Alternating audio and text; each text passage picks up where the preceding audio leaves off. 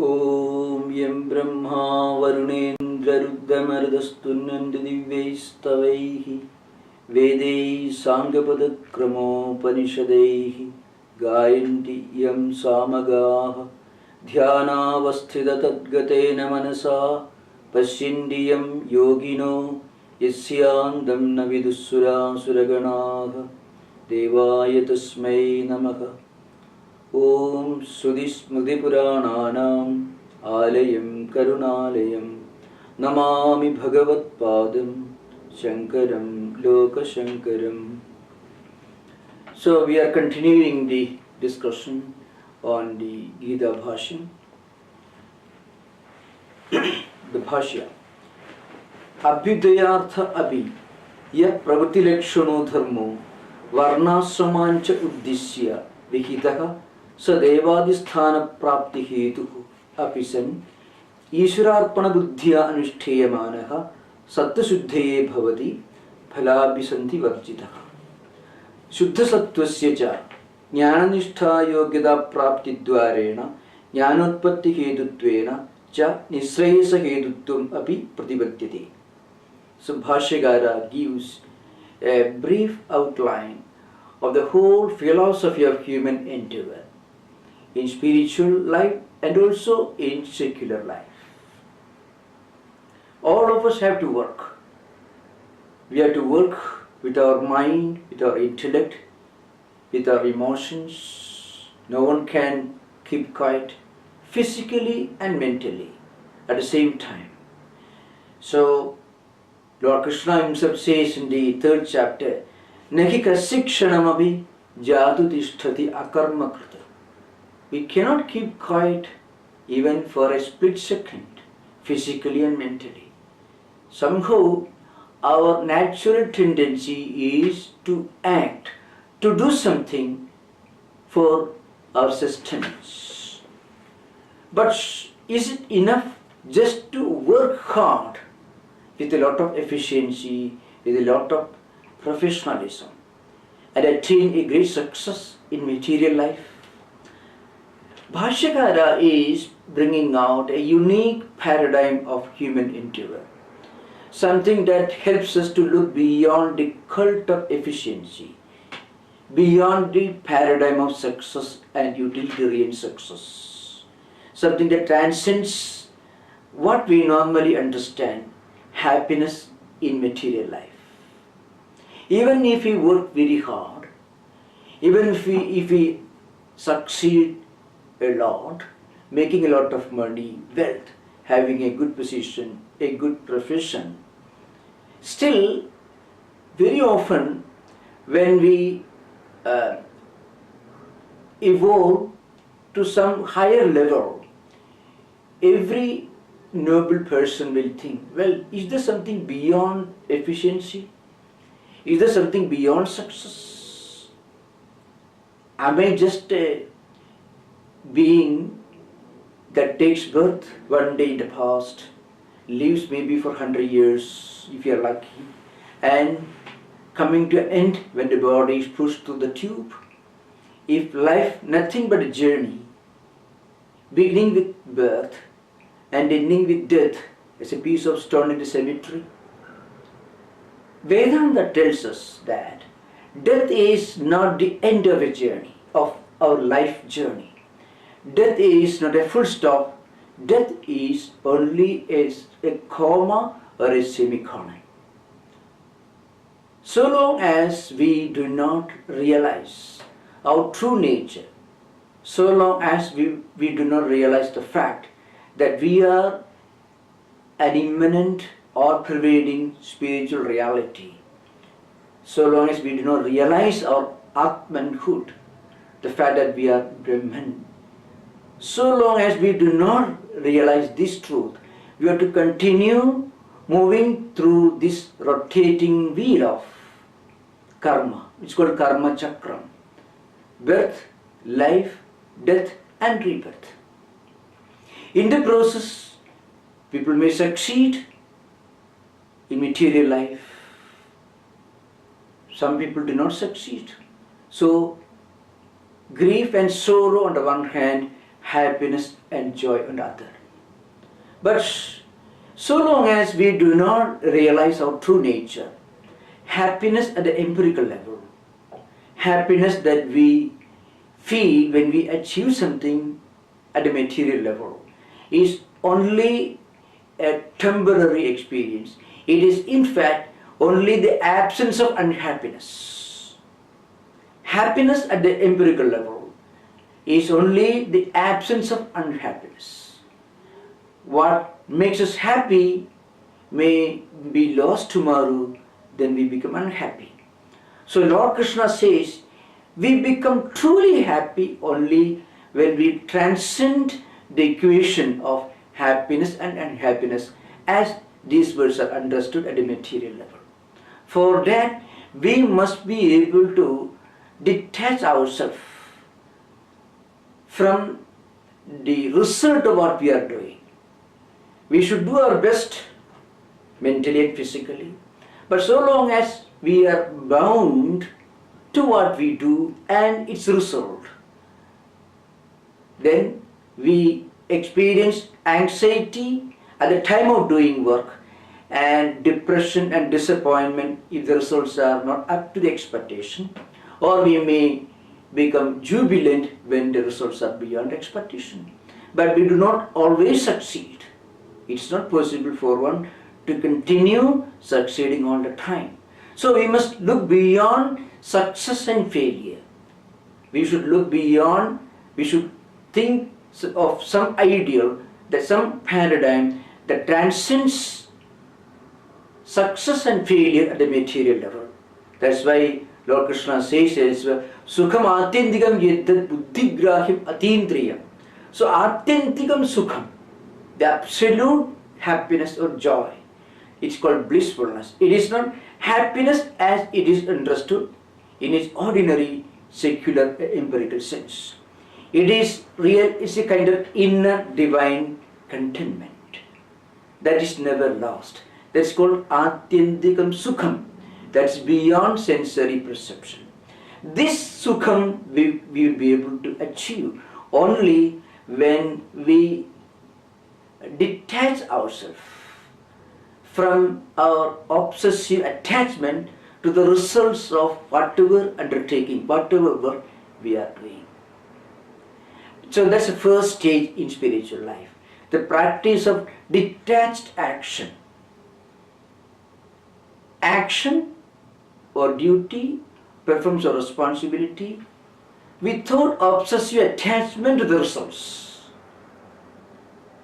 That helps us to purify our mind, and gradually from action we evolve to the next stage, action with contemplation, action with detachment. It is called Nishkama Karma or Karma Nishtha. So from action with desire we evolve, we progress to the next stage, that is action without desire, action with total detachment towards the results of what we are doing. It doesn't mean negligence, indifference, or a never care attitude towards our duties and responsibilities. Lord Krishna will make this point clear. Saktaha karmani avidvamso yatha kurvanti bharata kurviyat vidwan tatha asaktaha chikishuhu lokasangraham. Those who work hard with a definite goal, with full attachment, they may show a lot of professionalism, a lot of efficiency, a lot of success orientation.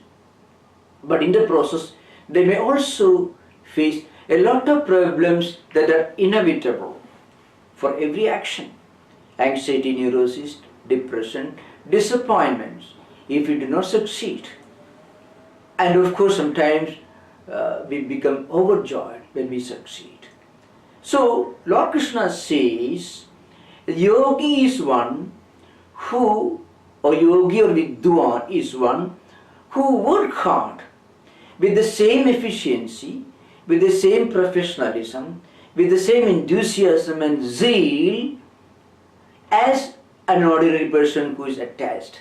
A yogi is one who has all this efficiency of an average person living this world who is working hard for success. So far as efficiency is concerned, a yogi is equally efficient. He has got the same enthusiasm and efficiency and zeal, but he is not attached. So Kuryan Vidwan Tatha Asaktaha. Vidwan, a yogi, a person who has learned the art of working hard, doing one's duty with full enthusiasm, but with a sense of total detachment. That person enjoys peace and happiness while doing work, and also he enjoys peace and happiness and tranquility even if he do not succeed, even if he doesn't succeed. Such people may not always succeed, but if he succeeds, he is happy, but his happiness is not like the happiness of a person who works with great lot of attachment. So the person who works with a lot of efficiency and professionalism but full attachment may run the risk of facing depression and disappointment if he does not succeed. On the other hand, a yogi who works with the same efficiency, with the same professionalism, with the same enthusiasm and zeal may succeed, and if he doesn't succeed, he won't be shattered. His failure will not have a devastating impact on his mind and life. So that's why Saktaha Karmanya Vidvamso Yatha Kurvanti Bharata. Person with full attachment, Saktaha. He works with a lot of efficiency, but then he's a slave of his attachment to the results of his actions. So, Kriya Vidwan Tatha Asakta. Vidwan, a yogi who knows the secret of Niskama Karma, he also works with the same degree of efficiency and professionalism, but he is not affected by the results of his actions. So, from action with desire to action without desire, without attachment. And then at the next stage, through this practice of constant Niskama Karma, our mind, our Chittam becomes pure. It's called Sattva Shuddhi or Chitta Shuddhi. When the Chittam attains purity, then what happens? We become fit for the highest spiritual realization. So, Niskama Karma, then Chitta Shuddhi, then Jnana Prapti and Moksha. This is the path according to Vedanta. First, we must give up all laziness and lethargy and do our duty. If we cannot do our duty without desire, then it's better to do our duty with desire than doing nothing, than running away from one's own obligations and responsibilities. It is always better to do our duty with full desire than running away from our duties and responsibilities. That's why Lord Krishna, at the very beginning of the second chapter, does not preach the highest level of Karma Yoga. He said, Bhaya, Renat, Uberadam, Mamsinte, Twa, Makaradha, Yesham, Chattam, Bhumadu, Bhutwa, Yasisi Laghavam, Akirtim Chapi Budhani, Kathaishandi, Avayam, Sambhavidasi Chakirtihi, Marana Adirichidi. If you run away from your duties and responsibilities, then what happens? Your enemies and also your friends will ridicule you. You become small in their eyes. So it's better to do one's duty with desire than running away from our duties and responsibilities. But there is a higher level. What is that higher level? To do our duties and responsibilities with all efficiency, without desire, without attachment. That's a higher level. That will take us to the perfection of Niskama Karma. And once we are established in Niskama Karma, then Chitta Shuddhi is not far away. And Chitta Shuddhi will automatically make us fit for the highest Jnana Prapti and Moksha and Israyasa.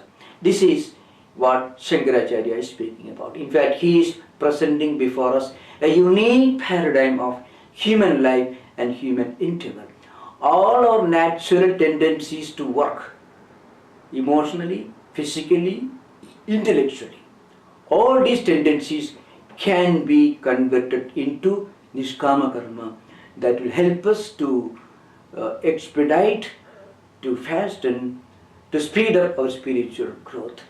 So he says, Abhyudayartha api ye pravritti lakshano dharmo varnasamancha uddishya viktaha. So devadisthana prapti hetuhu. So all these ordinary secular duties and responsibilities which may help us to achieve abhyudaya, material prosperity. If we do that, if we do those duties and rituals properly, it may make us fit for some higher celestial achievement. We may be able to go to Swargaloka, Indraloka, Chandraloka, different celestial regions. So traditionally in our Mimamsa culture, people practice the Sapta Havir Yajna. They perform Agnihotra, Vajapeya, Ashwamedha, Somayaga, Atiratra, Aptoyama. A number of Vedic rituals are performed. Used to be performed in those days when Shankaracharya wrote his commentary. Those karmas, those rituals were designed to take the doer, the ritualist, to some higher celestial regions, going to Swarga, enjoying the results of the punyas accumulated through this practice of these yajnas and yagas. Yajna can have a higher meaning, yajno vai seshtadamam karma. That is the definition given by Vajrasaneyi Samhita.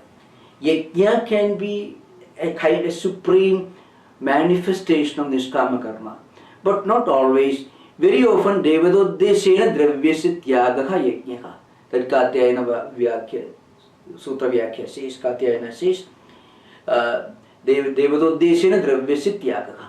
Normally, many of the rituals, according to Mimamsa philosophy, were performed for attaining some secular material prosperity.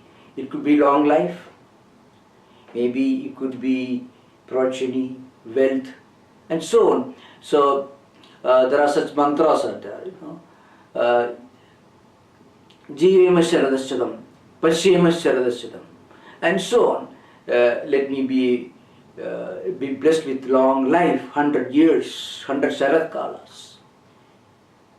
Pashyema Sharadaschatam, Pabriyama Sharadaschatam. So these are all prayers which were uttered at the time of performing these rituals. These rituals may take us to some celestial regions, Swargaloka, Indraloka, Chandraloka, and so on, according to Mimamsa philosophy. But it is not a permanent situation. After some time, we have to come down to this earth and be born as a human being and go through this cycle of life, rituals, grief and enjoyment, suffering and enjoying, death and again rebirth. So this cycle continues. Shankaracharya says we must try to come out of this cycle.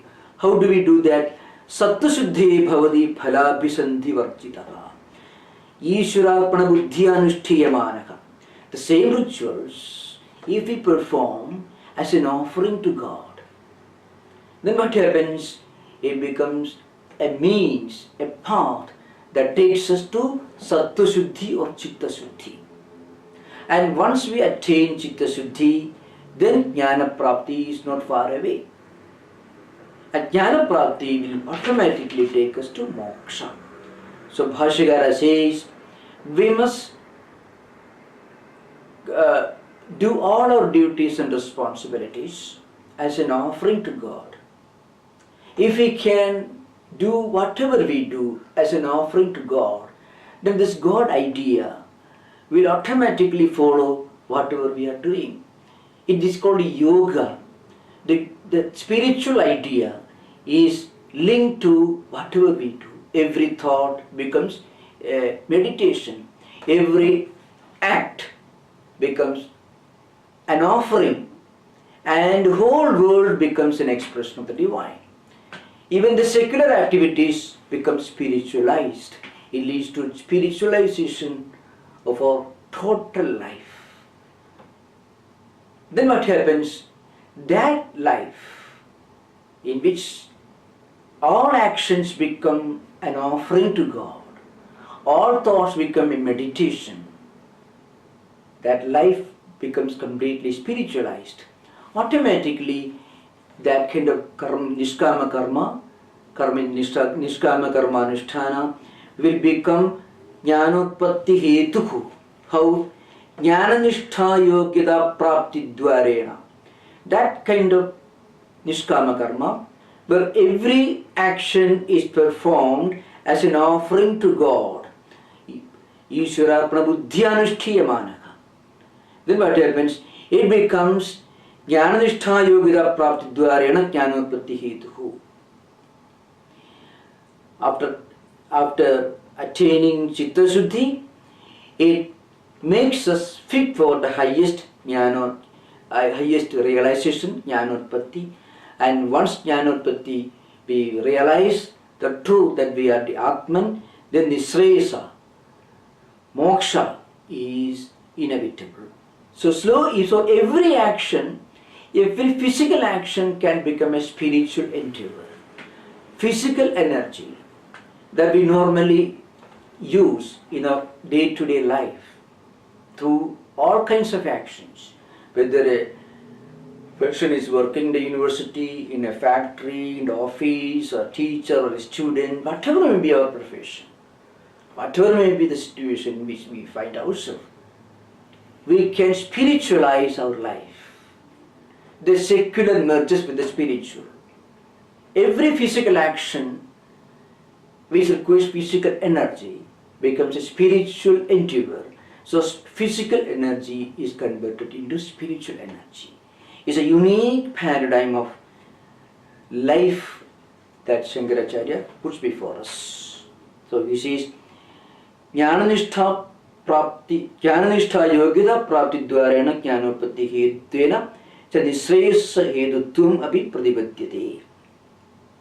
So this karma yoga eventually becomes a means for attaining the highest spiritual realization.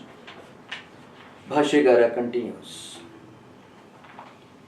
Tatha cha ivam eva artham abhisanthaya vakshyati brahmanyadhaya karmani yogina karma kurvanti sangam tektva atma shuddhaye iti. Now, two very famous verses from the Gita are quoted here.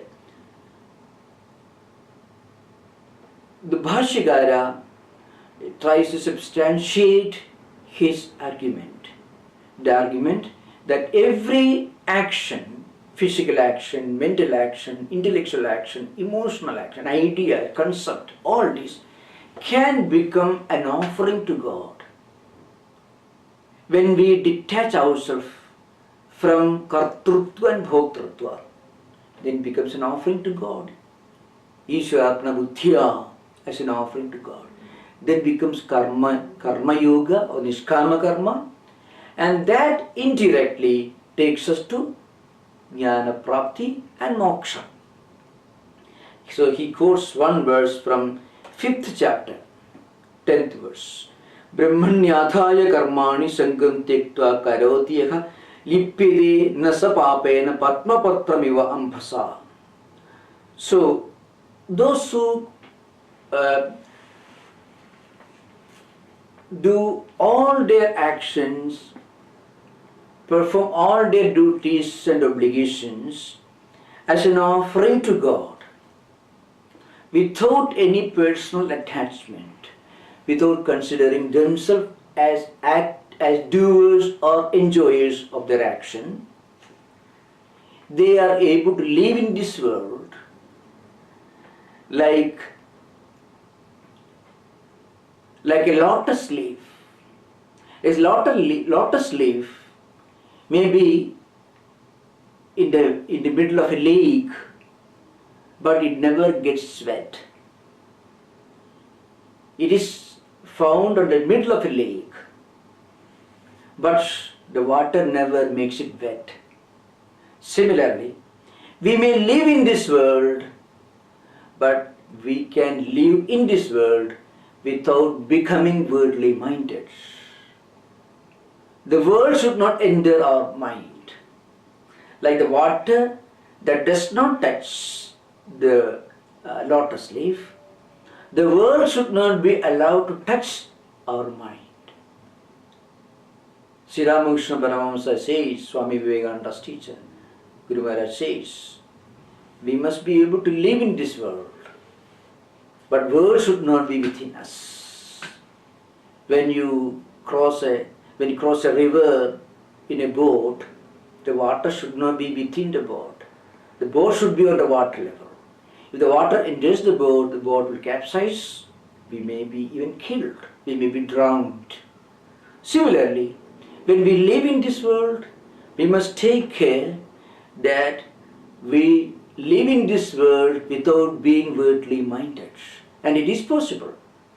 We can practice this non-attachment. How to practice non-attachment is difficult for ordinary people to do anything without a sense of purpose, without a focus, without some idea or plan or scheme behind. It is not humanly possible for us to do anything. So what we must do? The focus should be God. So every action, it may be physical action, intellectual action, mental action, it could be an idea, a feeling, or a physical endeavor, whatever may be. If we offer to God, then what happens? Our mind is detached from it. Then these actions will not enter our mind, will not dilute our mind, will not corrupt our mind. The water will not touch the lotus leaf. Similarly, the word will not touch our mind. So he says, Brahmanyathaya karmani sangam tyaktva karotyeha lipyade nasa papena patmapatramivamphasa. If we do everything as an offering to God, then we will be able to live in this world like a lotus leaf. We won't be affected by papas.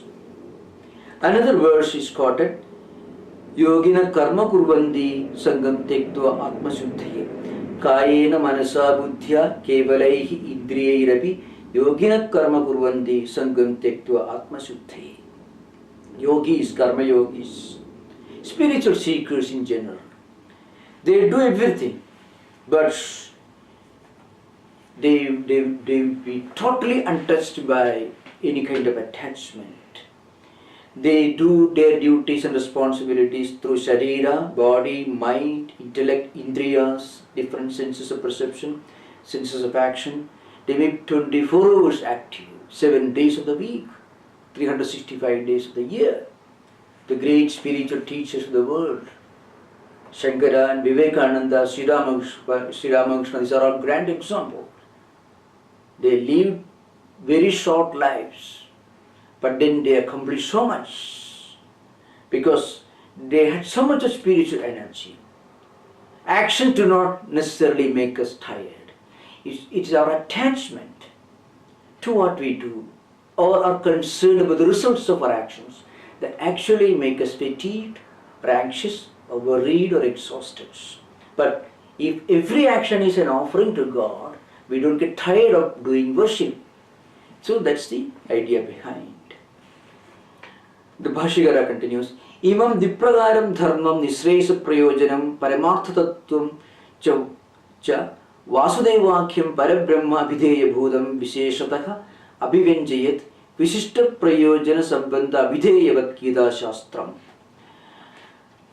Now, Bhashya is going to discuss what is called Anubandha Chadushtayam.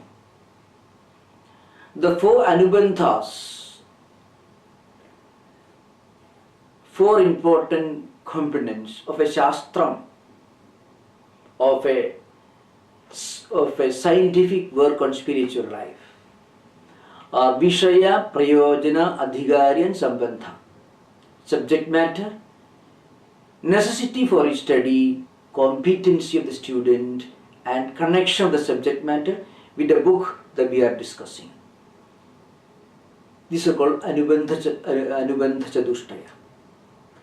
Imam Dipragaram Dharmam Nisresa Prayojanam Paramartha Tattvam Cha Vasudevakyam Parabrahma Abhideya Bhudam Visheshataha Abhivanjayat Visishta Prayojana Sambandha Abhideyavat Gita Shastra. So, this dharma, Dipragaram Dharma, that means Pravarti Dharma, Nivritti Dharma. Pravarti Dharma taught to Prajapadis and Nivritti Dharma taught to Sanagadeka. So, here Vasudeva is interpreted as Parabrahman. That's what Bhashya says. Vasudevakyam Parabrahma. So, the literal meaning is, Vasudevasya Apatyam Puman Vasudeva. This is a normal interpretation of Vasudeva. But the real meaning of Vasudeva is Sarvani Tatra Bhudani Vasanti Paramatmani Bhudeshu Chasa Sarvatma Vasudevas Tada Smritaka. This is the view of Vishnu Purana. Sarvani Tatra Bhudani Vasanti Paramatmani. That Paramatman in which all living beings reside. And that Paramatma is present in all beings, and all beings are present in Paramatman. Sarvani Bhudani Paramatmani Vasanti. All living beings are living in Paramatman, and Bhudeshu cha Sarvatma, and Paramatma, Sarvatma is living in all living beings. God is present in everything, and all are present in God. So, in that sense, the real dimension of Vasudeva is Paramatman or Brahman self. That's the view of Bhashyakara. Yataha tadarthe vijnade samasta purushartha siddhi ataha tad vivarane yatna kriyate maya. So this Gita Shastra has got this Vishaya, Prayojana, Adhikari, Sambandha. We already discussed this earlier. Because of its importance, its uniqueness, Bhashyakara says is going to begin a brief exposition of this great spiritual classic. Now, we have already completed the Ubodhgata, or the preface to the first chapter. We are going to begin the second chapter, Ubodhgata.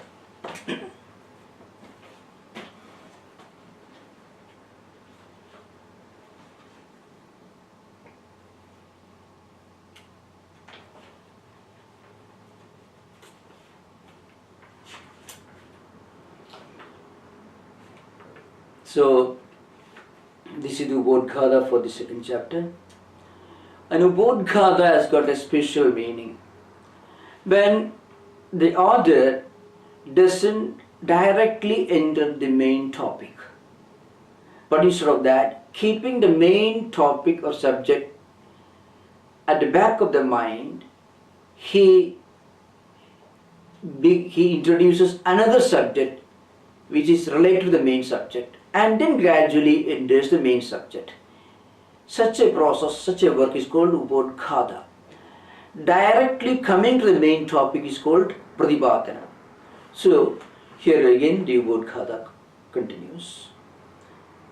Atraja drishtva pandavanigam ityarabhya na yotshe iti govinda muktva tushnim babhuvaha ityedadantaha praninam shokamohadi samsara bija bhuta doshodbhava karana pradasyanarthatvena vyakheyo grantha. The Bhashyakara here is referring to the whole text of Bhagavad Gita from the second verse of the first chapter to the 9th verse of the second chapter. Drishtva Pandavanigam Vyudham Duryodhanastada, that's the second verse sloka of the first chapter up to Nayosha iti govindam uktva tushnim babhuva. This is the 9th verse of the second chapter. So he has summarized the gist of the contents of these verses. That is the second verse, from the second verse of first chapter to 9th verse of the second chapter. He has condensed the whole gist, the essence of these verses in this single sentence. Ityedantah praninam shoka mohadi samsara bija bhuda doshobhava karana prasanarthatena vyakheyo grantha. He says, this Grantha Bhaga, I mean these verses, give a detailed description of the fact that shoka and moha are the real ultimate cause of samsara, and shoka and moha are caused by avidya or ignorance of our true nature. This is how it is to be interpreted. And the Giri gives a little more elaborate description of what is shoka and what is moha. Sa eva samsarasya dukkhatmano bijabhudo doshaha tasyodbhava karanam ahankaro mahakara tathedu avidya. So Anandagiri says, sa eva samsarasya dukkhatmano bijabhudo doshaha. So what is the dosha? This shoka, moha, etc. And the reason for this shoka and moha is ahankara and mamakara. I am the doer and this is my action, these things are mine, my wealth, my house and so on. And this kind of ahankara and mamakara. And he says, shoka and moha are two different feelings. Shoko manasastavo, moho viveka bhavaha. So what is shoka? Shoka is a kind of inner mental grief. And moha is actually much more dangerous. Moha is of course caused by shoka. They go together. Moha is complete absence of a discerning mind, complete absence of wisdom. So Arjuna was immersed in the ocean of shoka and moha. Shoka, moha, mahodadho nimagnaya Arjuna. That's what Bhashyakara says elsewhere. So in the preface, the first chapter, Bhashyakara made a few points very clear. First, he explained the beginning or the origin of the universe, Narayana Paro Vyakta, Antama Vyakta Sambhavam, etc. In the Mangalacharana sloka, which is also Vishaya Nirdesha, the Bhashyakara explains the origin and evolution of the universe. And then he explains the Dvidha Dharma, the Pravritti Lakshana Dharma, Nivritti Lakshana Dharma, which constitute the essence of Vaidika Dharma. And then he explained how often this Vaidika Dharma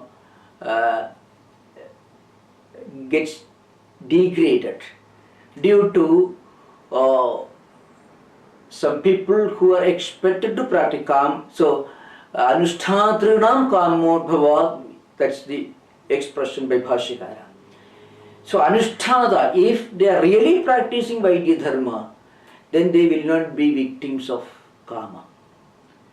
But they are supposed to be practitioners. They fail in their practice of Vaidya Dharma. So they become obsessed with desire, and then they go on indulging in different rituals, different actions and activities for fulfilling those desires. As a result of this, dharma takes a back seat and adharma begins to prosper. At that time, the Lord, out of his sympathy, compassion for humanity, takes birth as a human being, as an avatar. And this Gita was taught by such an incarnation who is a human aspect of the Lord. God Himself takes a human form. He's half divine, half human. Apparently he was born as the son of Vasudeva and Devaki, but in reality he is Parabrahman itself, and he gives a new interpretation to the Vaidya Dharma, and looking upon Arjuna as an instrument, he taught Arjuna the essence of this Vaidya Dharma. And through Arjuna, he was teaching the whole humanity. So these ideas were clearly explained in the at the very beginning of the preface to the first chapter. Tathahi Arjunena Rajya Guru Putra Mitra Suhrut Sujana Sambandhi Bandhaveshu Aham Esha Mama Ede Ittevam Bhrandi Pratya Nimitta Snega Vichedadi Nimitto Atmanaka Shokamohu Pradarsitu Katham Bhishma Maham Sankhe Ityadina. So, you have to remember, from chapter 1 up to chapter 2nd, 10th verse, that is, from the very beginning of the first chapter till the 10th verse of the second chapter, there is a long description of samsara karanam, how we become part of this moving wheel, this cycle of samsara, that is birth, life, rebirth, and this cycle continues. And how this cycle is caused by shoka moha, and how this shoka and moha are caused by avidya. All these are explained in the verses from the beginning of the text up to the 10th verse of the second chapter. So Bhashyakara says, so Arjuna looked around the battlefield and he found in front of him Bhishma, Drona and other elders, his own cousins, those who were close relatives and friends with whom he was supposed to fight. So immediately he identified them as my people. So they may be fighting on the wrong side, but still Arjuna suddenly felt, well, I should not do my duty. Arjuna had come to the battlefield to do his duty as a soldier, and with whom he was supposed to fight, evil men like Duryodhana and Dushasana, who were the scourges of humanity, who had done so much of evil and adharma, and all others who were assembled were fighting on their side. So as a soldier who was fighting for dharma against adharma, for the protection of the good people, for the protection of the weak, and for the preservation of dharma, it was his duty to fight as a soldier. But suddenly he became weak, he became depressed, he wanted to withdraw from his duties and responsibilities. And the reason was, Aham Esha Mama Ete Itevam Bhrandi Pratya Nimitta Snega Vichedadi Nimittu Atmana Shoka Moho Pradashidu Katham Bhishma Maham Sankhe Ityadi. Shoka Mohabhyam Hi Abhibhuda Viveka Vijnanaha Sota Eva Kshatra Dharme Yuddhe Pravurtaha Api Tasmat Yuddhat Upararama Paradharmam Cha Bhiksha Jivanadikam Kartum Pravavrute. Here we have to remember, Arjuna is a metaphor. Arjuna is a representative who represents a particular tendency of the human mind. When we find that a righteous duty and responsibility is a bit difficult, then we try to withdraw, we try to avoid doing our duty. Not because we do not want to enjoy the results of those painful actions, but we want to avoid going through the difficulty of doing that work. We are all attached to the result. And if possible, we will have all the results. If we could avoid the work and get only the result, we'll be happy. So Arjuna was here deluded by this wrong idea. Action, duty, performing one's own duties and responsibilities in difficult situations is quite unpleasant. So you can avoid the problems of action by running away from action. But we cannot do that. The reason is we cannot keep quiet mentally and physically even for one split second. If we don't try to do our righteous duty, then we may end up doing what actually is not our righteous duty. Because nahi kasikshanamavi jadu tishtati akarma krita. Akarma krita, without doing anything.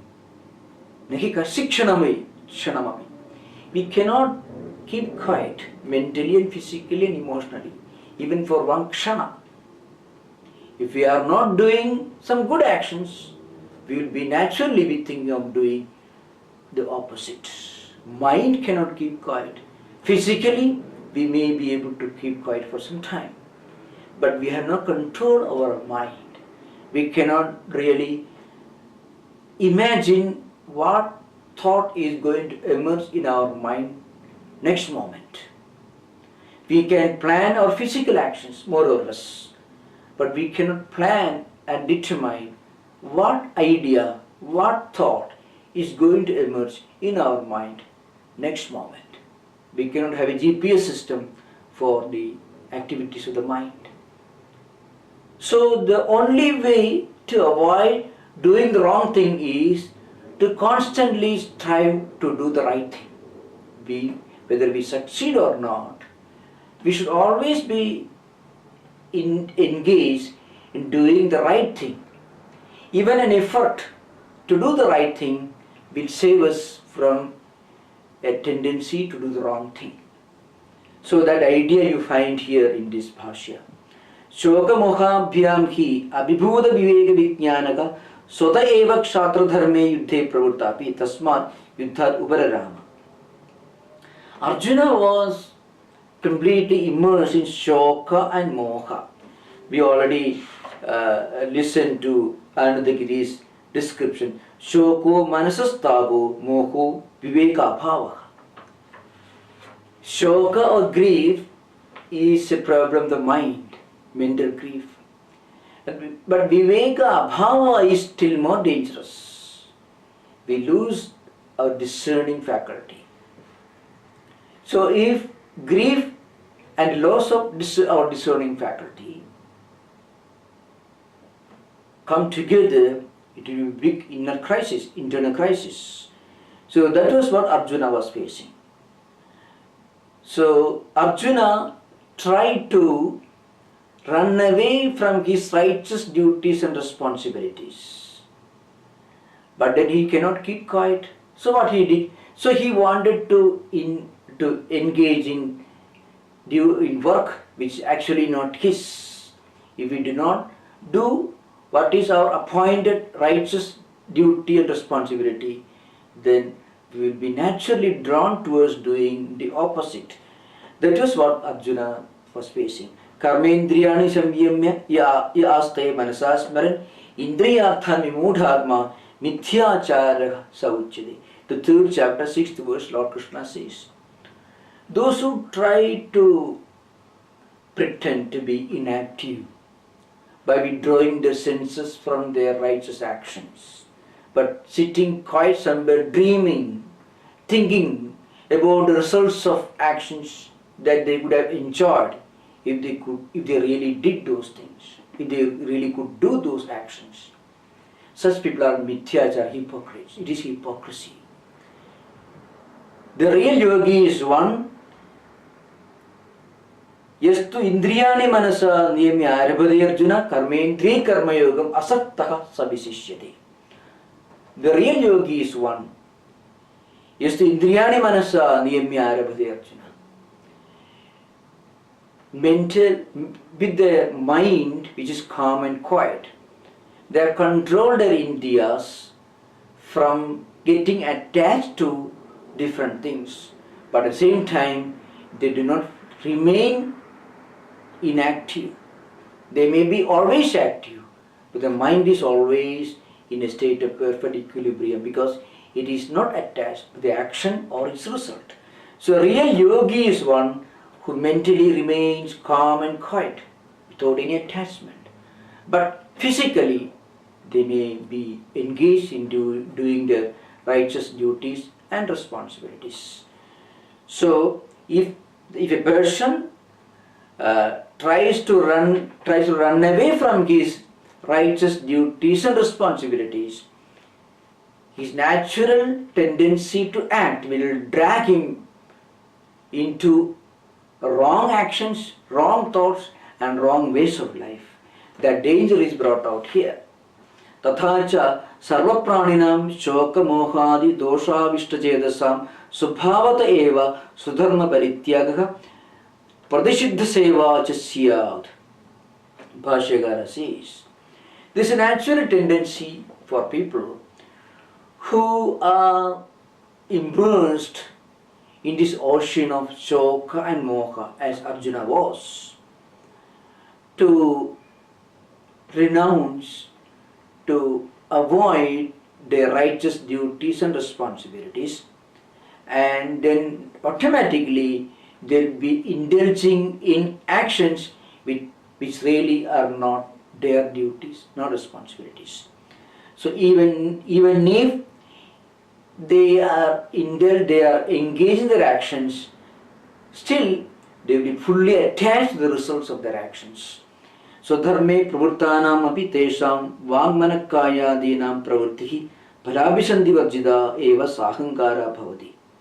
So those who are immersed in the ocean of shoka and moha will have a natural tendency to somehow avoid or run away from their rightful duties and responsibilities. Not only that, as a part of this phenomenon, they will also be drawn towards actions and activities which are harmful, which will take them away from their spiritual track. And even if they happen to be engaged in their duties, it will be always with a sense of pride. I am aham karta, aham bhokta. Bhalabhisandhi purvika eva sahankara bhavati. Most of the people who happen to be dragged into undesirable activities and tendencies are victims of this particular mental trap. Attraction for doing wrong things is always the result of indifference or negligence or unwillingness to do what is our real duty and responsibility. So the only path before us is to perform our swadharma. If we cannot perform our swadharma without attachment, well, at the beginning of our spiritual life, we have to shed our lethargy and laziness and start doing our work, swadharma, with desire. At a later stage, we will be able to continue our duties and responsibilities without desire, without attachment, with total detachment. That's how we graduate to higher and higher levels of spiritual life.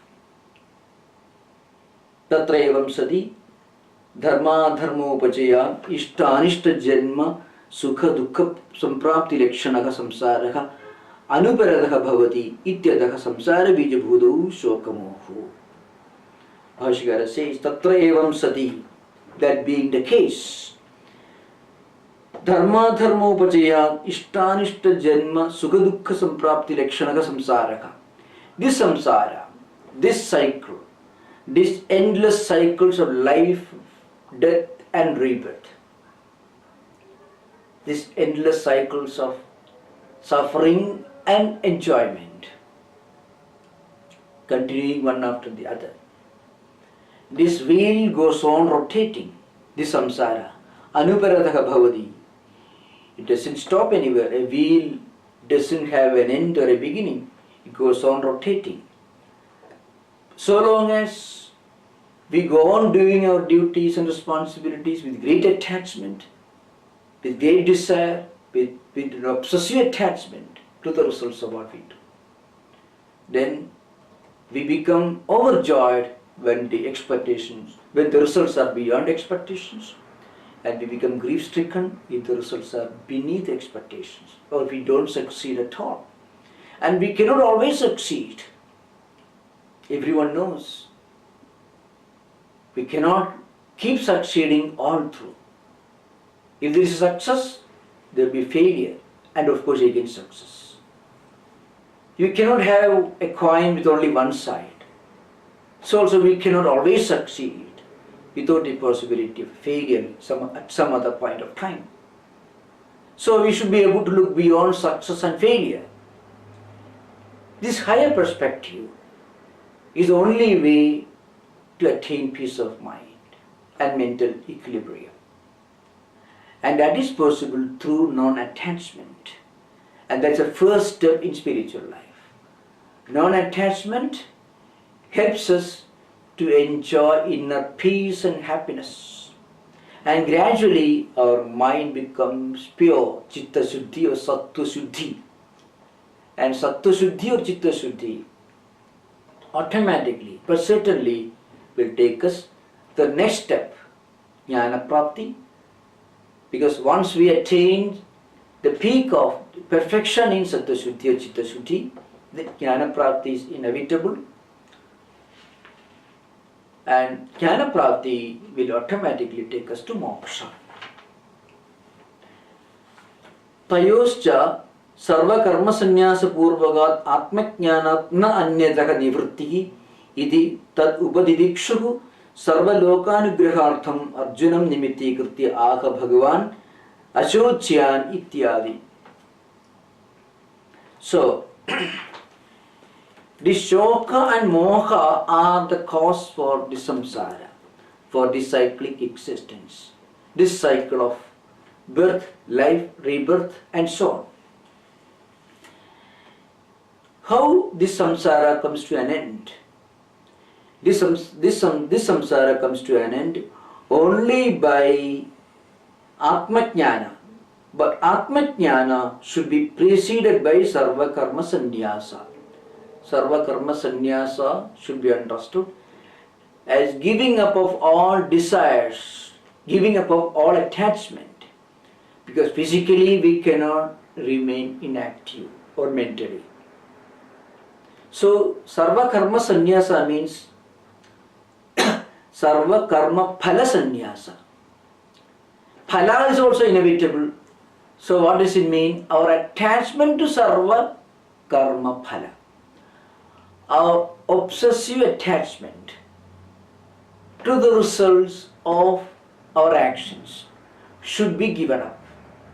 And that process involves the practice of detachment or non-attachment. Detachment here means non-attachment. It is not a dry, life-negating ideal. Rather, it is a very refined, it is a very positive spiritual paradigm. This practice of dispassion or non-attachment. Patanjali calls it Vashikara Vairagyam and Guna Vaitrishnam, two levels of renunciation or dispassion are described by Patanjali. But of course Patanjali's yoga path is only a great help to attain sattva shuddhi or chitta shuddhi according to Advaita Siddhanta. So once we get fully established in yama niyama, and then if we practice asana pranayama pratyahara dharana dhyana and samadhi, we reach the highest peak of sattva shuddhi or chitta shuddhi, and that will automatically make us fit for jnana prapti. So we will continue the discussion in the next class. Thank you.